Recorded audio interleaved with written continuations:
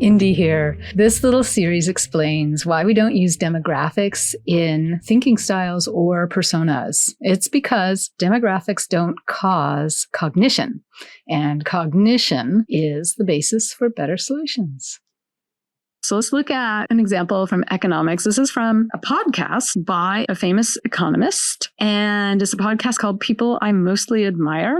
The economist is Stephen Levitt, and a lot of the time he'll have really interesting conversations with very interesting people. And then he will say, oh, if you're a listener, how about you fill out my little survey? I'm doing a poll and I'm going to ask a question like maybe what do you think about the new approach to teaching mathematics that my guest talked about? And then I'm going to ask you to tell me how old you are and what country you're from. And he says, and then I can deduce their gender based on their name.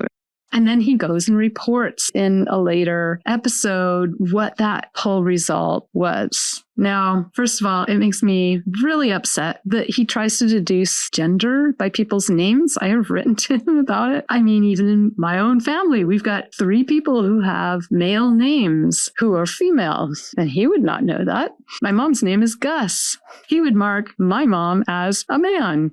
Anyway, not to mention all the people who don't adhere to a binary gender or are neutral in gender. Why does gender matter when you're asking a question about how you believe or look at this new mathematics technique? Why? Why are we doing this? So I've got on the screen here some of his reports like, oh, foreign women believed in the new approach and U.S. men over the median age of 42 did not. It was like, oh, why? Why?